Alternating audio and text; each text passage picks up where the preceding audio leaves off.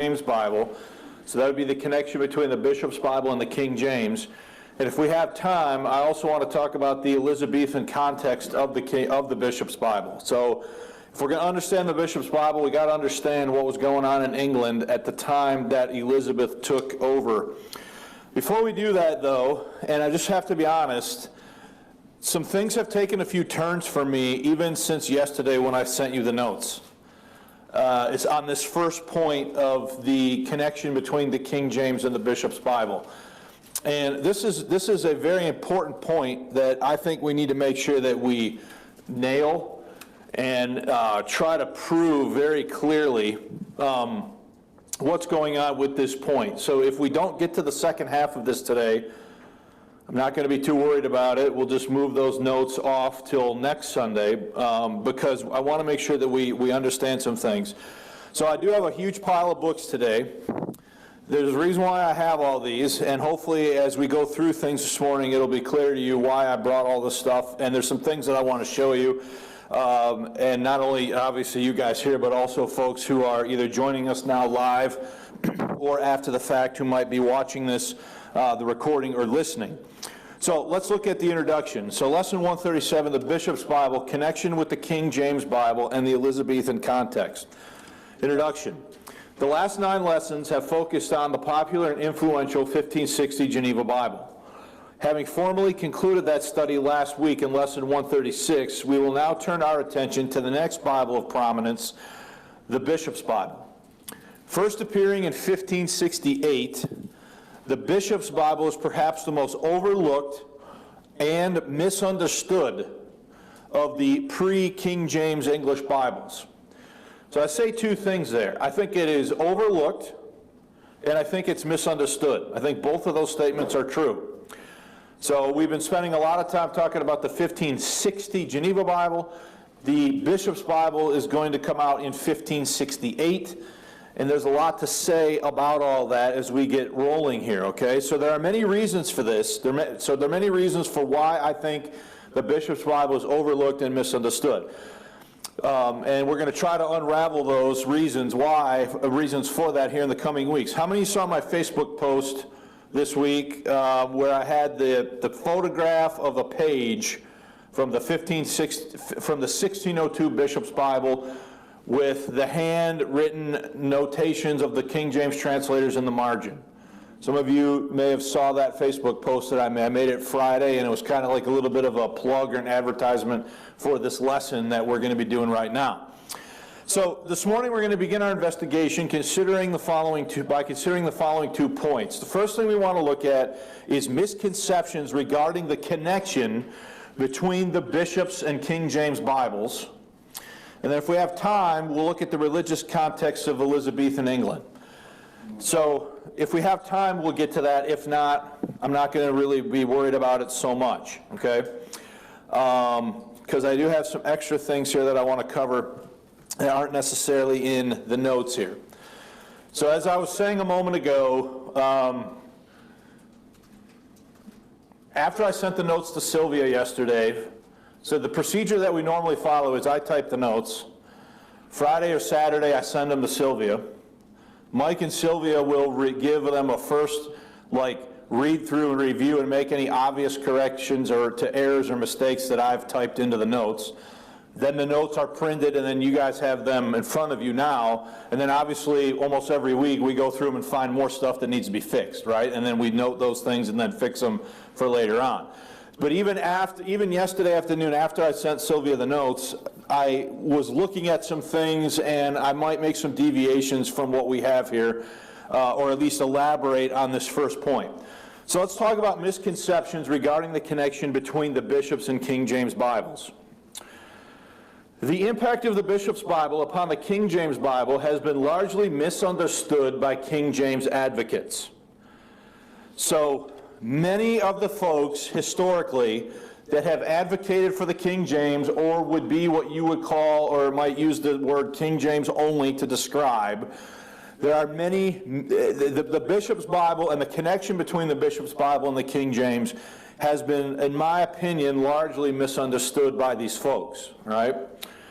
Many King James only proponents maintain that the translators simply did not follow the rules set forth by King James and Bishop Richard Bancroft, the chief overseer of the project. 15 rules were given for the guidance of the translators as they conducted their work. Now, when we get to the King James, we will cover all 15 of these rules. Right now, we're just looking at the connection between the Bishop's Bible and the King James Bible. Now, the reason I'm talking, if this is the first lesson we're doing on the Bishop's Bible, this connection between the Bishop's Bible and the King James Bible is extremely important to nail down here right at the beginning of this conversation, because it has been largely misunderstood by people who are King James only advocates or defenders of the King James, right? And so they say, as I say in this point here, many King James only proponents maintain that the translators simply did not follow the rules set forth by King James and Bishop Richard Bancroft, the chief overseer of the project. 15 rules were given for the guidance of the translators as they conducted their work. So, rule number 1, given to the King James translators by Bishop Richard Bancroft, was to follow the Bishop's Bible unless the truth of the original determined otherwise. Okay? So I'm going to try to make this a little bit bigger for hopefully the benefit of folks. But that's this point right here. This is rule number 1, and that's the original language, right? It says, the ordinary Bible to be read in the church, commonly called the Bishop's Bible, to be followed and as little altered as the truth of the original will permit. Okay, so let's make sure we understand what that's saying. That's saying, what were they supposed to use as the base text? The Bishop's Bible, right? The ordinary Bible read in the church, commonly called the Bishop's Bible, to be followed and as little altered as the truth of the original will permit. So as long as the translators perceived that there was nothing wrong with the Bishop's Bible, were they supposed to follow the Bishop's Bible? If they felt the original, meaning the Hebrew or the Greek, if they felt the original was better expressed some other way, then were they free to deviate from the Bishop's Bible? But unless the truth of the original would say otherwise, rule number 1 told them that they should follow what? The Bishop's Bible. Okay? Everybody see that as a baseline for this conversation. All right? Look at the next point. Rule 14 identified which translations should be consulted when it was determined that the Bishop's Bible was incorrect in a given reading. Okay? So if the Bishop's Bible was determined by the translators to not be the correct sense or the correct reading, given the Hebrew or the Greek, Rule 14 steps in and then says what else they should look at. All right, let's look at that rule. It says, so this would be Rule 14, these translations to be used when they agree better with the text than the Bishop's Bible. Tyndale's, that's the old spelling of Tyndall, okay? Tyndale's, Matthew's, Coverdale's, Whitchurch's, which is the Great Bible, and the Geneva. Okay, so, rule number 1 says what are they supposed to follow? The bishops, right? Unless the truth of the original, so they're supposed to follow it, and as little alter the bishops as the truth of the original will permit. That's what rule number 1 says, right? Rule 14 says that these translations to be used when they agree better with the text than the Bishop's Bible, then they're supposed to consult Tyndale, the Matthew's Bible, Coverdale, Whitchurch's of the Great Bible, and the Geneva Bible, right? So that would be all 6 of the predecessors to the King James, right? So the bishops, rule number 1, that'd be number 1. Tyndale would be number 2. Matthew's would be number 3. Coverdale would be number 4. The Great Bible would be number 5. And the Geneva Bible would be number 6, right? So you have all 6 of the previous English translations are in play according to the rules that are given to the translators that are set forth by King James and Richard Bancroft. And they are to follow the text of the bishops and alter it as little as the truth of the original will what? Will allow or will permit. Okay? So, before we go any further, does anybody have any questions or comments about that? So let me ask you a question. Do you think that the king and the bishop, Archbishop Bancroft, intended for these rules to be followed? Yes. I would say yes. Okay, are they doing this at the king's behest under divine authority? Divine authority, I'm at royal authority. Okay, so these are the rules that the king and his Archbishop Richard Bancroft devised and set forth for them to follow. All right, so look at the last point on page 1. Many defenders of the King James have argued based upon Rule 14. So this rule right here that identifies Tyndale, Matthews, Coverdale, Whitchurch, and Geneva. Many defenders of the King James have argued based upon Rule 14 that the translators ignored Rule 1, so that they ignored this one about the bishops, that they ignored Rule 1 because they viewed the bishops as inferior to its predecessors, particularly Tyndale and Geneva. Okay, so this is a common assertion that is made by defenders of the King James, that rule number 1 is ignored in favor of rule what? 14. Okay? Now, we'll say why. I'm seeing some furrowed brows, like there might be some questions, okay? Let's just go a little further, and then we'll see what questions you might have about this, okay? So, an example of this thinking can be found in the transcribed notes of the manuscript evidence class in Grace School of the Bible. Okay? In these notes, Pastor Richard Jordan stated the following regarding the process adopted by the King James translators. Here's what he says, quoting from the transcribed notes. So he gives rule number 1. The ordinary Bible, read in the church, commonly called the bishop's Bible, is to be followed and as little altered as the truth of the original will permit. So that's rule number 1. Now, that rule was largely ignored in practice. So what's he saying about rule number 1? They ignored it in practice, okay? The reason is number 14. Rule number 1 is modified by rule number 14. Okay, so understand what the claim there is. The claim there is that rule 14 modifies rule number 1, and they just decided to, we can ignore rule number 1 and we'll just follow rule what? 14. Does everybody see what's being said there? Okay? This is Richard Jordan saying this? This is Richard Jordan saying this in Grace School of the Bible. All right? So, let me read that again. Now, that rule was largely ignored in practice. The reason is number 14.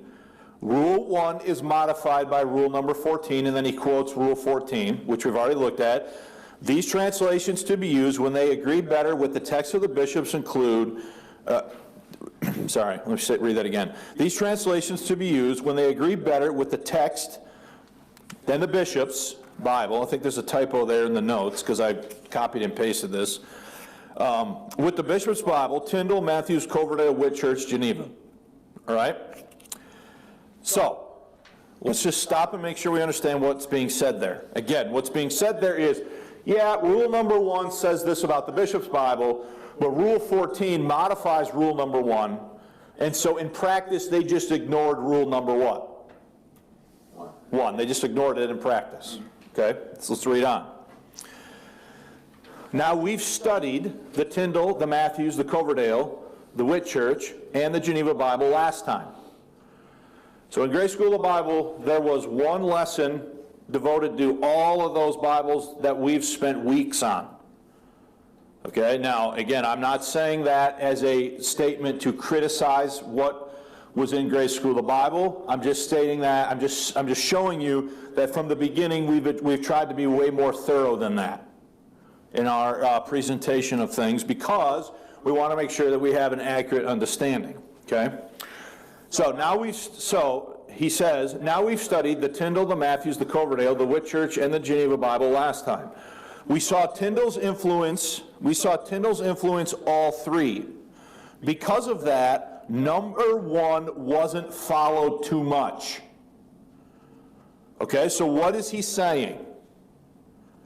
He's saying the translators didn't follow what? Rule 1, too much at least, okay? The influence of those Bibles, write this down and remember it. Number 1, the most influential of the translations was Tyndale. And then there's a parenthesis there about the spelling of Tyndale, okay? The second most influential of the translations was Coverdale. The third most influential was the Geneva. The fourth was the Bishops. The Matthews, Tyndale, and Coverdale wasn't used so much. And that's from pages 89 to 90 in the transcribed notes of manuscript evidence from Grace School of Bible. Okay? Now, what is he saying there? He's saying that they didn't follow rule number 1, that they follow rule number 14 instead, and therefore the Bishop's Bible wasn't used very much, and that of the 6 Bibles that are listed, including the Bishops, for the translators to use, they used Tyndale the most, they used Coverdale the second most, third most Geneva, fourth most was the Bishops. And then he says that Matthews, Tyndale, and Coverdale wasn't used so much. Okay? Now let me just say, there's nothing else said to substantiate that claim. It's just kind of said, and then nothing further is stated regarding it. Okay? So, let's just stop there. Are there any questions? Yes? The rules seem quite practical and common sense.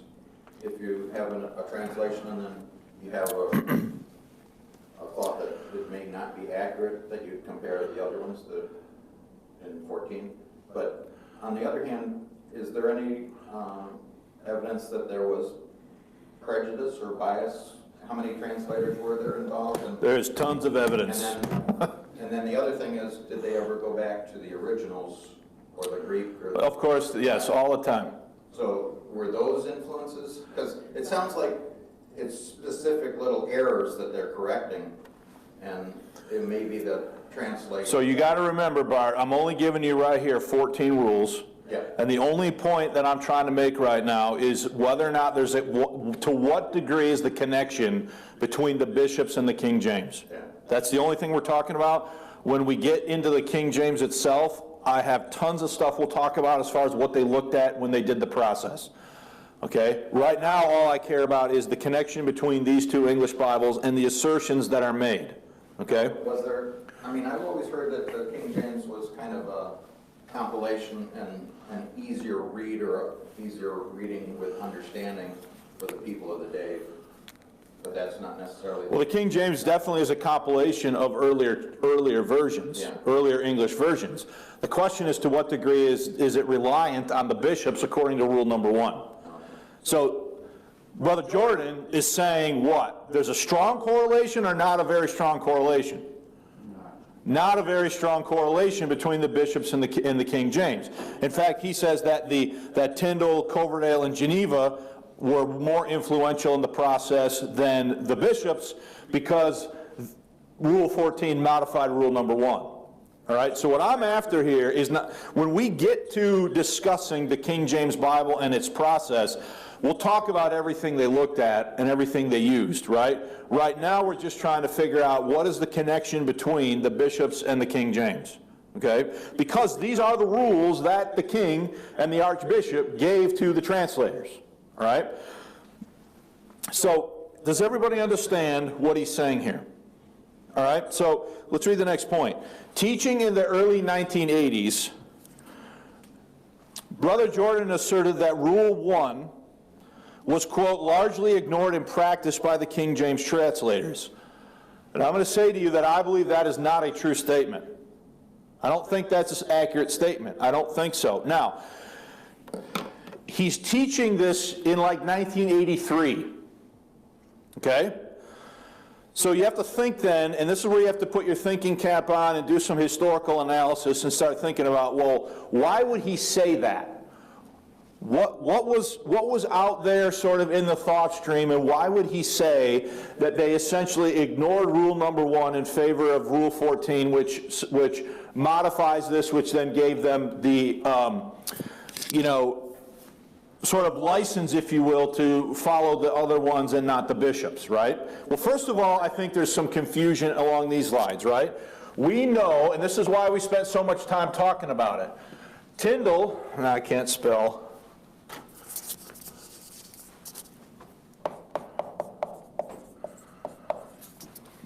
We know that Tyndale, that the Matthew's Bible followed which Bible? Tyndale, right? And the Matthew's Bible, we know, is 2/3 who? Tyndale. Remember studying that? Okay. Then the Great Bible,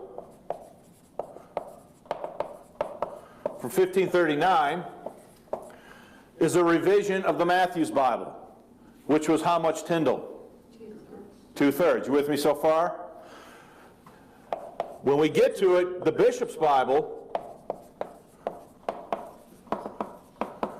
from 1568, the Bishop's Bible is going to be a revision of which? The Great Bible. So the Matthew's Bible, the Great Bible is a revision of Matthew's. Matthew's is 2/3 what? Tyndale, which means the Great Bible is 2/3 who? Tyndale, which means the Bishop's Bible, which is a revision of the Great Bible, is 2/3 who? Tyndale. So then if the King James is a revision of the Bishop's, then this one is also going to be 2/3 who? Tyndale. Now, why is Matthew's 2/3 Tyndale, but all the other translations are assumed to be 2/3 Tyndale? Because Matthew's, you weren't here when we talked about this part. Matthew's Bible is, the entirety of the New Testament is William Tyndale's New Testament, and the portions of the Old Testament from Genesis through Deuteronomy, Genesis through 2 Chronicles and Jonah in the Matthew's Bible are all from Tyndale's work that he did before he died. And assumed to be correct. Well, yeah. Then the Great Bible moves all of that work from Tyndale that was found in the Matthew's Bible, it moves it forward without much revision to the work of Tyndale. So to the extent that the King James is 2/3 Tyndale, it's because of this whole what? This whole thing. It's not because they sat down and were like, well, we just like Tyndale better than the Bishop's Bible. It's because the Bishop's Bible, the Bishop's Bible literally is 2/3 who? Tyndale, because of this whole thing that we've been studying, right? Which is why we spent so much time on it. So that you can understand when we get to this point why things are the way they are. You following that? Any questions about that? So in 1983, 84, when Brother Jordan is teaching the school, you have to say, okay, well, what's available to him? Why would a statement be made that they basically ignored the Bishop's Bible, and why would a statement like that be made? So I started thinking about that, and I wasn't satisfied with what I had done, so I started poking around, right? So the first thing I want to read to you, and this is not in the notes, so I might have to add this later on. So I have here Gerald Hammond's book from 1982, The Making of the English Bible. 1982, right? So right around the same time that the manuscript evidence class was being taught. I want to read to you from page 144, okay? So this is Gerald Hammond, The Making of the English Bible, page 144. He says, quote, "The Authorized Version translators' problem was quite straightforward. Their brief was not to make a new translation, but as far as possible to base their work on an existing English text. And this, for James, the piper calling the tune, was the Bishop's Bible. Hence came the first rule laid down in the list of those to be observed in the translation of the Bible. Rule 1, the ordinary Bible read in the church, commonly called the Bishop's Bible, to be followed and as little altered as the truth of the original will permit." So that's the third time we've seen the rule, right? Then he says, "But the pressure for a new translation had been an essentially Puritan one led at the conference by John Reynolds, in the belief that the existing versions were corrupt and not answerable to the truth of the original. Both in answer to this call and for their own scholarly abilities, the Authorized Version translators knew that the Bishop's Bible was the most corrupt, and the Geneva Bible the least. And if they were to use a copy text, making a good one better, then this good one would have to be the Geneva Bible. So what is he asserting here? He's asserting that they didn't follow rule number 1, but they followed what as their base text? The Geneva Bible. That's what Hammond is saying. I just read it to you, right? Further down the list of notes at rule number 14, there was an order whose strict interpretation would inevitably result in a Bible closer to the Geneva than any other. Rule 14. These translations to be used when they agree better with the text of the Bishop's Bible, Tyndale's, Matthew's, Coverdale's, Whitchurch's, Geneva. In essence, this rule, not the first, was the one the translators followed, and the Geneva Bible, not the Bishop's Bible, became the foundation of the Authorized Version. Okay? So does that sound a lot like what Brother Jordan said in the school notes? Exactly. Almost exactly. Now, I can't prove, I've written to him, I'm just going to be above board here, I've written to him and asked him where he got that from, where he got that statement from. I suspect it may have been from Hammond. This book was written in 1982. It would have been available to him, and it's very similar to what it says in the notes, okay? Not satisfied with that, I went a little bit further, and I looked at Peter Ruckman's The History of the New Testament Church, because I know that Brother Jordan went to Pensacola for a time, and he went there for the manuscript evidence and for the church history information. So I started poking around in here, and I found a couple things so this book was printed in 1982, and I'm reading now from page 482. The Geneva Bible was another revision of Tyndale made by Whittingham. It omitted the Apocrypha altogether. That's false. That is absolutely a false statement by Peter Ruckman. It did not altogether omit the Apocrypha. That's a flat-out falsehood, not true statement. It used late manuscripts to correct Vaticanus, the main manuscript for the ASV, New American Standard, NIV, and used instead the Old French translations from the Albigensians and the Old German translations from Bohemia. Tyndale then was the main force behind the English translations, and although Catholic rumors have always had it that the AV was based on the Bishop's Bible, it certainly was not. The AV of 1611 is 90% the English of Tyndale. If the AV committee didn't follow their orders to go by the Bishop's Bible, no apostate fundamentalist should be too upset. After all, Westcott and Hort, after professing to be engaged in making a few changes to the AV text as possible, and then lying about only one word, 1,000 makes any difference, etc. Okay? So what does Ruckman say flat out in this book? That they did not follow what? They did not follow rule number 1, and that it is a Catholic rumor. I'll read it again. I lost my spot. The main force behind the English translation, although Catholic rumors have always had it that the AV was based on the Bishop's Bible, it certainly was not. That's page 482 from the History of the New Testament Church, Volume 1. Saying, Authorized Version, King James. Okay? So there's two examples from 1982. One flat out saying that it was not based upon the Bishop's Bible. The other one saying it was based upon the Geneva Bible. You with me so far? So let's look at History of the Christian Church, Volume 2. Reading from the preface. Page X and page XI. Since the King James Bible was also a revision of Tyndale, as was the Geneva Bible, no, that's where that.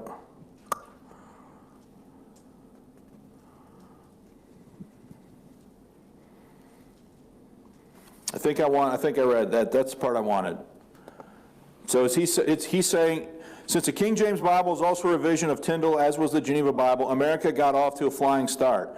She became the first nation to be organized and established with a Bible translated by anti-Catholic Christians whom Catholics had burned at the stake. Okay? Here's the comment about the bishops. And whether they knew it or not, the book that they took to be the Holy Bible was written under the wise regulation that if the Tyndale version and the Geneva version stood against the bishop's Bible was to be rejected in favor of Tyndale.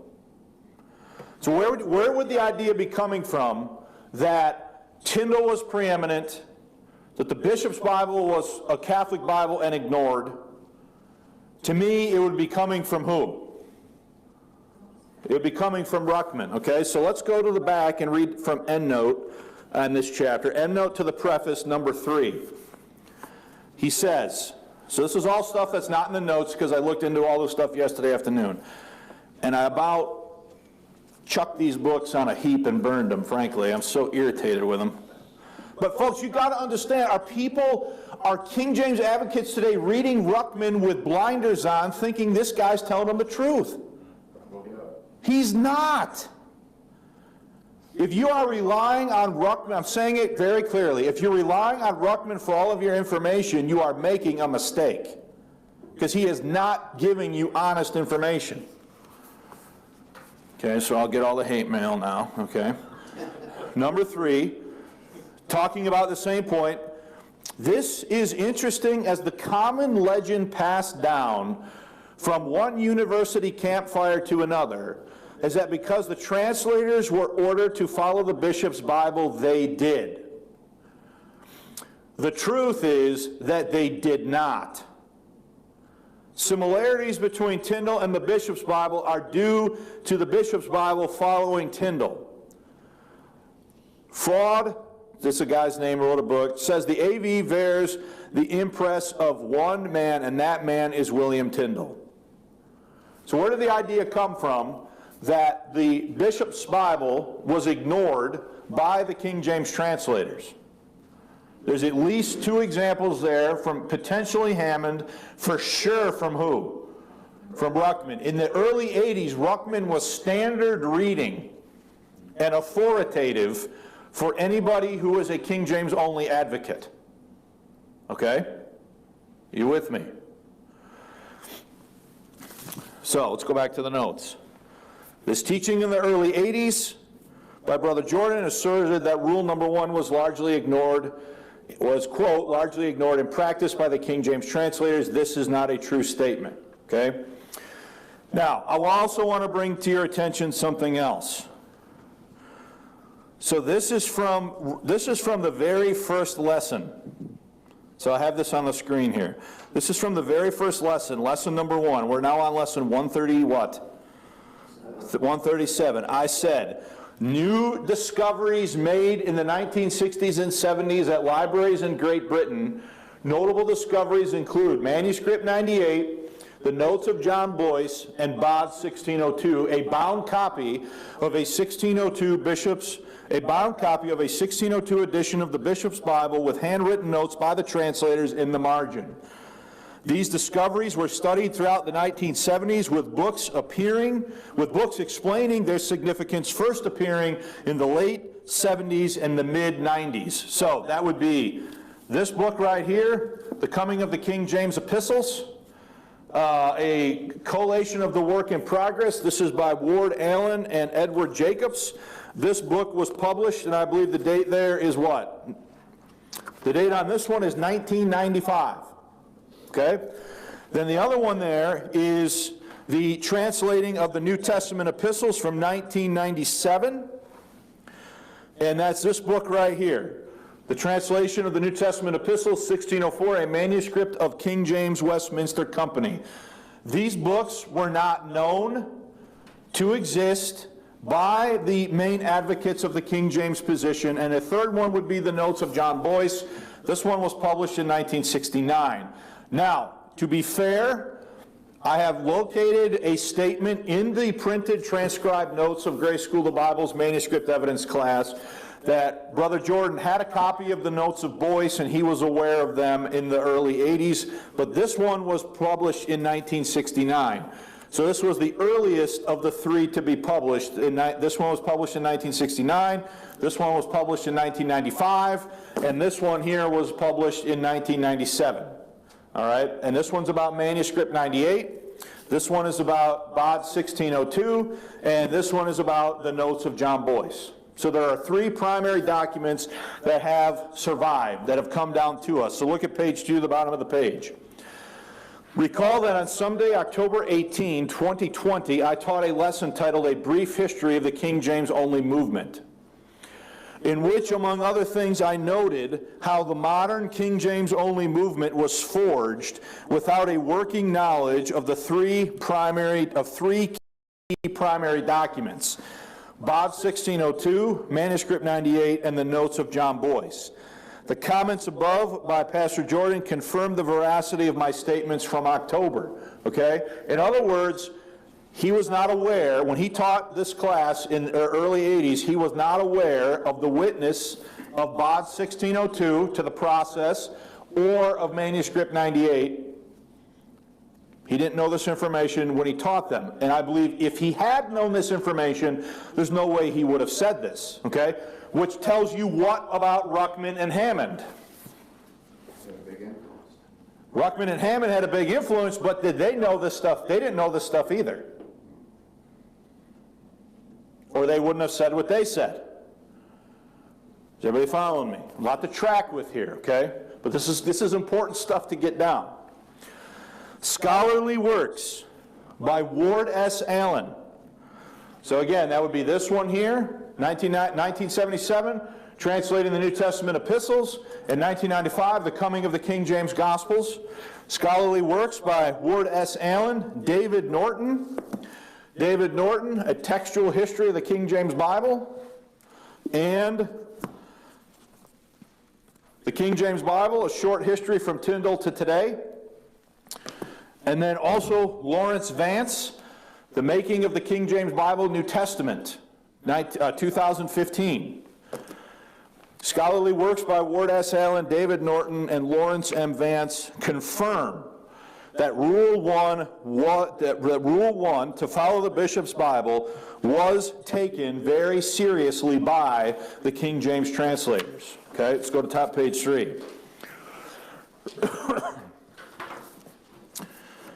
In his 2011 publication commemorating the 400th anniversary of the King James Bible, titled The King James Bible, A Short History from Tyndale to Today, that's this book right here by Norton, Professor David Norton states the following regarding how seriously Rule number 1 was taken. Quote, Robert Barker, the King's printer, supplied 40 unbound copies of the 1602 Bishop's Bible for the translators to use, not only ensuring they worked from the right text by enabling them, if they wished, to work by annotating it. Annotating it means what? Putting notes on the pages. So they have unbound leaves of a 1602 Bishop's Bible. The King's printer, Robert Barker, printed 40 of these, didn't bind them, and distributed them to the different translating companies for them to work off of. Okay? So they were companies, they weren't individual people? They did, there were 6 companies, the Bible was divided up, they did their work in their companies, and then they conferred. So again, that's another thing we'll go over in more detail later on. The only description of how the companies worked comes from John Selden, who knew Andrews and Bedwell, and no doubt others of the translators, and so maybe repeating what he knew from them of the First Westminster Company's practice. He says that, quote, that part of the Bible was given to him who was most excellent in such a tongue, as the Apocrypha to Downs. And then they met together, and one read the translation, so that would be the bishop's Bible, the rest holding in their hands some Bible, either of the learned tongues, so that would be Hebrew or Latin or Greek, or French, Spanish, Italian, etc. If they found any fault, they spoke. If not, he read on. So they're literally reading from a bishop's Bible. The other dudes in the room have, one guy has an Italian, another guy has a French, the next guy has a German, another guy has a Greek, a Hebrew, a Chaldean. You know, they got all this stuff and they're reading out loud and they're, oh, well, and then they would go through it, and if somebody objected to something, they would, oh, wait a minute, I don't think that's right, and then they would discuss it. That's just a mindset, an understanding of the process they're using, okay? The translation referred to was the bishop's Bible, and the practice of commenting on it as occasion arose seems sensible. Presumably the comments were made in light of each individual translator's preparation for the meeting and their particular version, or I don't know what that should say, well, I'll have to check that. He had been designed to keep an eye, I think that should say, yeah, he had been designed to keep an eye on. 2 pieces of work survive from the companies: annotations to parts of the bishop's Bible Gospels and a partial manuscript of the epistles. The annotated Gospels may well represent the earliest surviving stage of the work. The translators worked on unbound sheets of a 1602 Bible. As is shown by the way many of their annotations disappear into the binding. So obviously when they wrote on them, they were unbound, and then later they were what? Bound together, and some of their writing notes disappear into the binding after they were bound. Okay? Let's read on. Sheets from at least 2 parts of the work, plus annotated sheets needed to make a complete Bible, were gathered together and bound sometime after the work on the King James Bible was completed as a complete 1602 Bishop's Bible, Bodleian Library Bible English 1602b, here abbreviated as BOD 1602. So if you wanted to go see this Bible, that's the call words to pull it off the stacks. Bodleian Library Bible English 1602b. So if you went to the Bodleian Library and asked for that, the clerk would go find it for you, if they'll even let you touch it. They might not, it might be in a case. But that's how you would access the Bible in the Bodleian Library, the 1602 Bishop's Bible. Yeah. When they bound those copies, I can understand that, but when they, printed the new Bibles, were those notes typewritten in the side columns then, or how were they? Because they didn't have photocopy machines, so how did they? The notes were just for the revision. They weren't. Oh, they weren't for the Bible. So look at this picture. So this is the next page in your notes. So here's the 1602 Bishop's Bible. You can see them crossing out words and then putting a, what do you want to call this?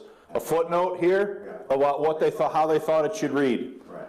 So here's the 1602 Bishop's text, and here's the handwritten notes to the margin on a 1602 Bishop's text. So the idea that they just ignored rule number 1 is absolutely false. I mean, it's totally false. That's not what they did. There's manuscript documents in these British libraries showing you them working off of a 1602 Bishop's Bible. Yeah. Do they know whose notes those were? I mean, those are an individual's notes. Great question. All of that is covered in this book by Ward and Jacobs. They don't know for sure the names of the people who made all the notes, but they do know that there are at least 2 or 3 different hands in this document who are making annotations to the text. And then what you can do is you can take a 1602 Bishop's Bible, you can look at these notes, and you can compare it to a King James Bible from 1611 and know without a doubt that what was going on in this process was the editorial work on what would eventually be the 1611 King James Bible. Now, were these just one of the 6 groups that? So one group did the Gospels. Oh. So this is a page from Luke. Those 6 groups were dividing the Bible? Yes. Oh, okay, so they weren't competing. They weren't competing, they're working on different sections. So this document here, manuscript 98, This document here is from the Westminster company that did the epistles, the New Testament epistles. That's a different company than what did the Gospels. Okay, I thought they were competing. No, they're not like in competition with each other. They're working in conjunction with each other by splitting up the work. Gotcha. And then once each company was done with their section, then they came together and they looked at the whole thing. Gotcha. All the different sections. But there is no doubt. What are they doing? What are they using as their base text? Bishops. Are they following rule number 1? Yeah. There's no doubt about it, right?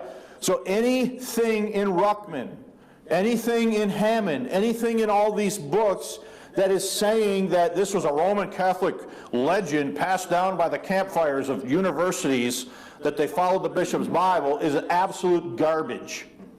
Okay? It's garbage, it's King James only folklore, and it's not true. Okay? I don't know how to say it more emphatically than that, but I want to get to the end of this point. Bottom of page 3. The manuscript Lambeth Palace, manuscript 98, comes from the Westminster New Testament Company.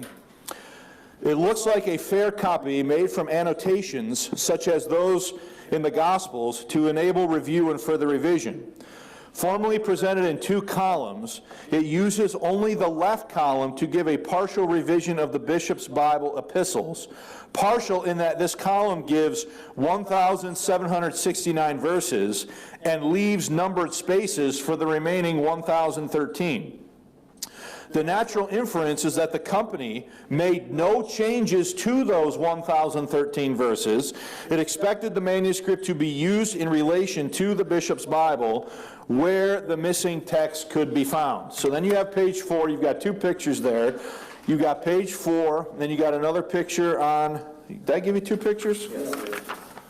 You got 2 pictures on pages 4 and 5 of BOD 1602. Let's go to page 6 in the notes. The 2015 work of Lawrence M. Vance, presented in The Making of the King James Bible New Testament, concurs with the earlier work done by Ward and Norton. Vance reports, quote, "There are 2 ways we know that the 1602 Bishop's Bible was the basis of the authorized version. First is the internal evidence, the sheer number of verses in the authorized version that match verbatim the text of the 1602 Bishop's Bible. This will be seen in the collation of the New Testament of the 1602 Bishop's Bible and the 1611 authorized version in the next section of this book. There are thousands of verses in a 1611 King James Bible that are a verbatim match to a 1602 Bishop's Bible." Okay? And second, the external evidence of a 1602 Bishop's Bible used by the King James Translators, currently cataloged in the Bodleian Library as Bible English 1602 B1. The Bodleian Bishop's Bible, as it is called, is a 1602 Bishop's Bible with annotations of the King James Translators that indicate the changes to be made to the Bishop's Bible. So again, that's these images right here. Okay? It is the only known survivor of the 40 large church Bibles that were supplied by Robert Barker to the King James Translators. Together with a manuscript 98, in the Lambeth Palace Library, that records the translators at work as they transformed the Bishop's Bible of 1602 into the authorized version of 1611. Folks, the amount of evidence is absolutely overwhelming. Okay? Let me read to you a couple things that aren't in the notes. So I'm reading from Lawrence Vance's 2015 book, The Making of the King James New Testament, from the analysis section at the top of page 247. He says, quote, "The collation," so what he did is he literally went verse by verse. He took BOD 1602, he took manuscript 98, he took a 1611 King James Bible, and he literally went through every single verse, comparing the 3 documents. Okay? A collation of the New Testament of the Authorized Version of 1611 with the Bishop's Bible of 1602 yields the following results. Of the 7,957 verses in the New Testament, the Authorized Version reads exactly with the Bishop's Bible in 2,102 of them, 26.4% of the text. Is absolutely what? Verbatim. Thus it reads differently in 5,855 of them, 73.6%. Of the verses that differ, 2,225 of them, 38%, have only one simple change. One simple change. Maybe they spelled the word different, maybe they picked a different word, but there's only one simple change. 1,602 of them, 27%, have two simple changes. So, think about it. 26% is verbatim. Another 38% is only a difference of one simple word. And another 27.4% is a difference of possibly two what? 2 words. That's nearly, almost, that's 80 some odd, I can't do the math in my head, I'm not good at it. That's over 80% is either exactly identical or 2 minor changes different. When they talk about percent, that's referring to one sentence That's referring to the total number of changes, in verses? in any change that was made by the translators. So 2,000, But I mean, if there were 10 verses and you changed one word, that would be 10%? I don't know, it would be, so that's based upon the number of verses. So if they change one verse, that'd be one change. Yeah.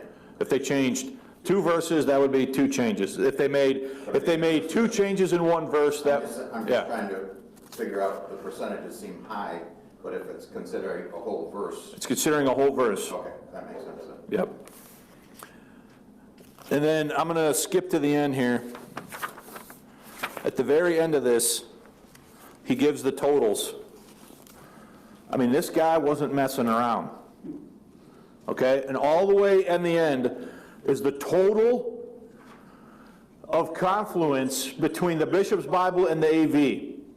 I know you can't read it because it's too small, but it says right there, 91%. So the King James and the Bishop's Bible, statistically, overall, are essentially 91% what? The same. Okay?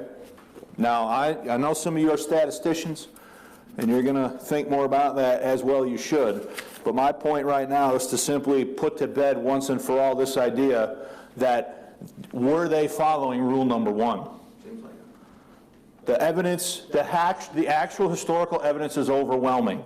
So that means, listen, that means that that these generations of King James onlyists that led the train out of the station, they said a bunch of stuff that wasn't true. They said a bunch of stuff that wasn't true, that was not factual. What did they base their assumptions on? Was it a knee-jerk reaction? They based their assumptions on the false assumption of the 2 streams, which they got from the Seventh-day Adventist Wilkinson. Remember we talked about all that, okay? So a lot of the argumentation of the movement from the very beginning was not right, was false. Now that doesn't cause me to question whether or not I have God's Word in my King James Bible, because I believe I do. But I believe there are better arguments and there's better evidence to prove these things out, which is what we're trying to do here and now. Okay, so let's finish this point. Page 6. The facts on the ground are simply contrary to the narrative embraced and espoused by many King James advocates. This is due in part to the fact that these documents were not widely known outside of Britain in the 1950s and 60s, when the King James only movement was leaving the train station in the United States. More recently, many King James only proponents have been reluctant to even consider the testimony provided by the surviving documents. This is my frustration right now with my contemporaries and my colleagues, okay? They don't want to hear this stuff. Because if they're hearing, because listen, does this stuff that we're covering, does it throw a big wrench into certain things that have always been said? Yes. Yes. And my point and my contention is, wouldn't we be better off to revise our understanding in light of the facts than to continue to say stuff that's not true? Yeah. Okay? Given the fact that the Bishop's Bible was the source text for the King James, it is critical that we accurately understand its history. It is to this endeavor that we will now turn our attention. In future lessons, we will consider the surviving primary documents and their testimony to the translation process utilized by the King James translators in detail. Listen, the stuff I've got planned to do is to take these resources and show you what they actually did and how they did it at a ground level, and show you how this, see how this is a different handwriting than this? So there's first and second stage changes that are emblematic in this document. And you can compare first, second, and third stage changes to what ultimately ended up where? In the King James Bible. You can do all of this stuff if you just pay attention to the right documents. The problem, though, is that this takes a lot of time. And the other thing I just want to mention is I do have access to the 1602 Bishop's Bible text for the New Testament through the New Testament Octapla. The New Testament Octapla provides you in parallel columns with Tyndale, the Great Bible, the Geneva Bible, the Bishop's Bible, the Reims, the King James, the ASV, and the RSV. All right here, and this was put together this is totally out of print right now. I ordered this off Amazon, a disc card. I think I paid like $90 for this thing, but it was totally worth it for the kind of stuff that we're doing here.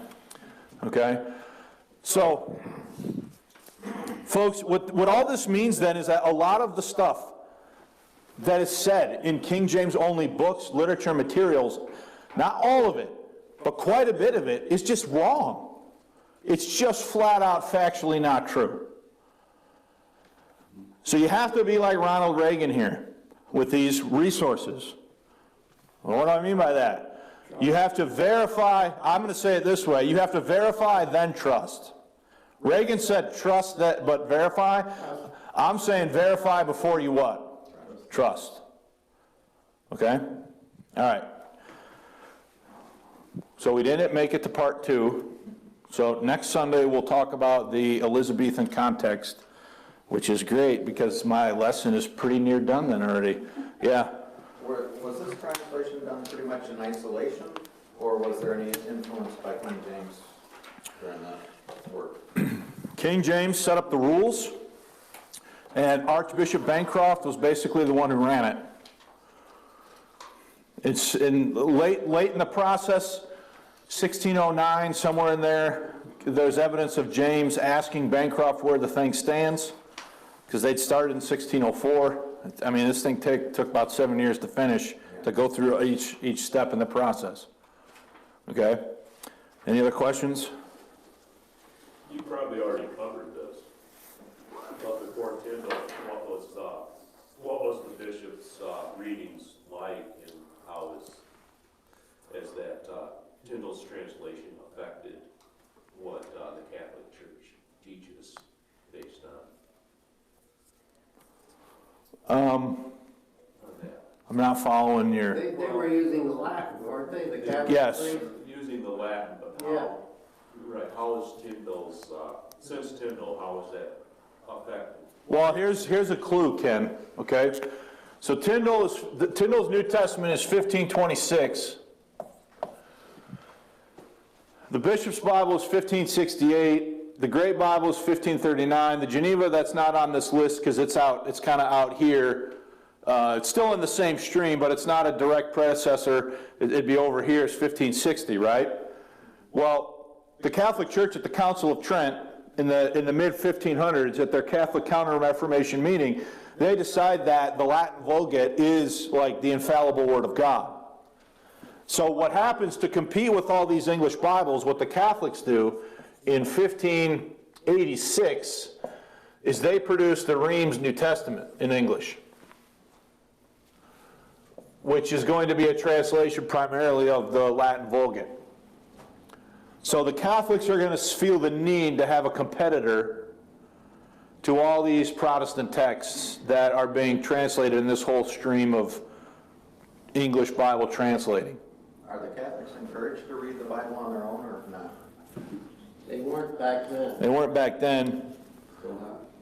It's really a matter of if they could siphon off some of these Protestant Bible readers to this Reims, then their marginal notes are pro-Catholic marginal notes. Is really their kind of like one of their main strategies. Okay? Can I talk about how that rings? Oh, we'll talk about the Reims for sure. I've read that the Reims, that the King James Translators also had the Reims. That was one of their... Mike, you just always have to go there, don't you? This is another one of the things that is an absolute objective fact. Are there Reimish from the Reims? Are there Reimish readings in a King James Bible? Yes. There are some. That tells you, did they look at the Reims? But all of that is not supposed to be true because of the two streams. Remember when we looked at this before, I showed you that the Reims, does the Reims have a bunch of the verses in it that the modern versions leave out? Yes. So would you be better off reading the Reims than you would be an NIV? But nobody talks about that because of the way all this stuff was teed up by these King James advocates when the train left the station, with a bunch of stuff in it that wasn't true. That's why you have to verify, then what? Trust. But we got to quit. We got to pack up and